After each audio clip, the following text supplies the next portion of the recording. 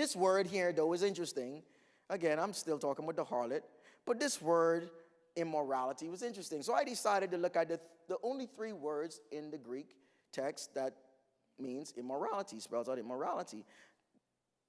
All has the same root. The word is porneia, where we get the word pornography. So porneia means harlotry, adultery, incest, or any sort of fornication. But there's another word also. It's called pornuo. What is that? To act like a harlot, to indulge in unlawful lust of either sex. Speaking of man bringing in lust for a man, a woman bringing in lust for a woman. Or figuratively, to practice idolatry or to commit fornication.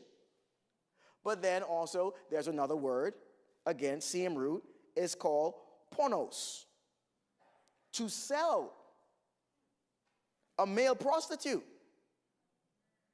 as vano, or to live in debauchery, fornicator, or whoremonger. And I look up whoremonger because I heard the word before, but really didn't know the meaning. So I looked it up in the Greek to see what it meant by, what's in the world is a whoremonger? I thought it was a whoremonger, but no, it means sorcery or divination.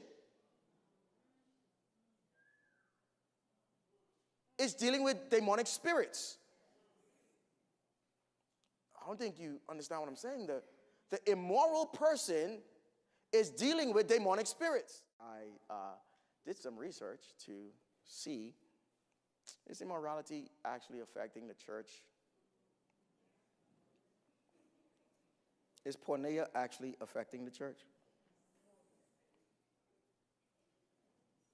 I'm just going to give like 12 points. Over 40 million Americans are regular visitors to porn sites.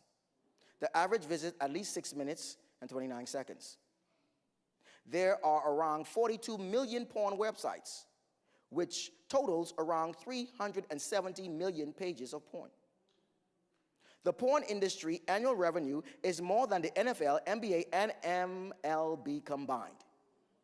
It is also more than the combined revenues of ABC, CBS, and NBC.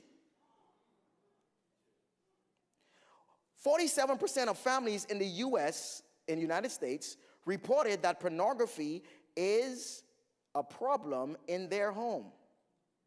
Pornography use increased the marital infidelity rate by more than 300%.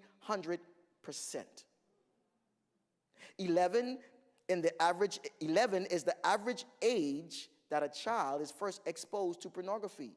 And 94% of children will see pornography by the age of 14.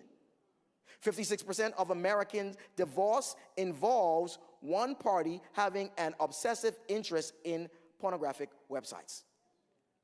70% of Christian youth pastors reported that they have had at least one teen come to them for help dealing with pornography in the last 12 months.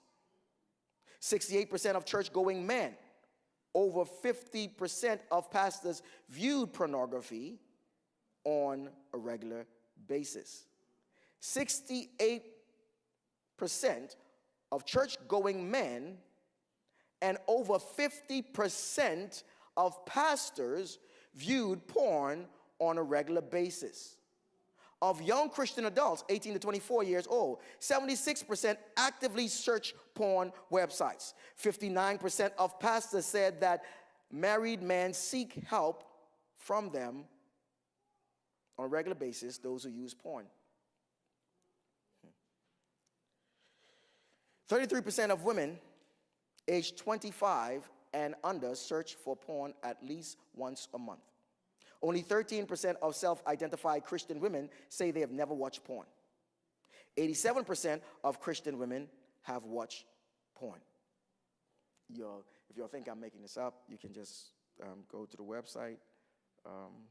Actually, just Google stats on pornography, and it's the first thing that comes up, really. 55% of married men And 25% of married women say they watch porn at least once a month. 57% of pastors say porn addiction is the most demanding issue in their congregation. 69% says porn has adversely impacted the church. Okay, I'm gonna rest there. Now we have states are seeking to lower the age of consent.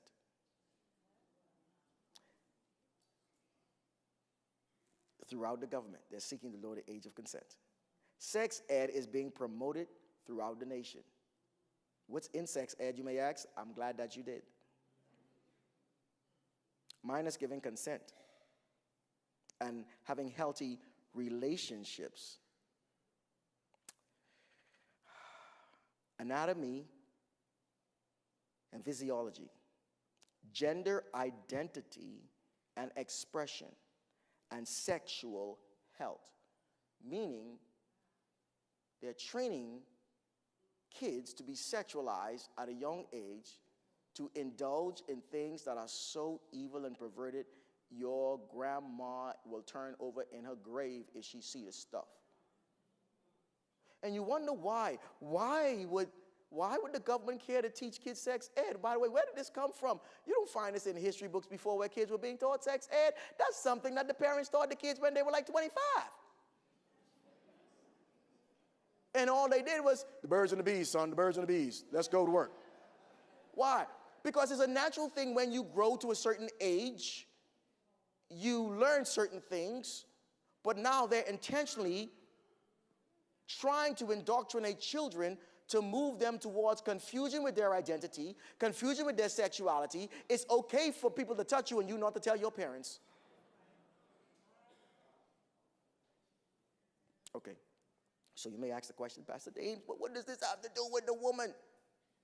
That harlot. This is the harlot. She's here, riding the beast called government.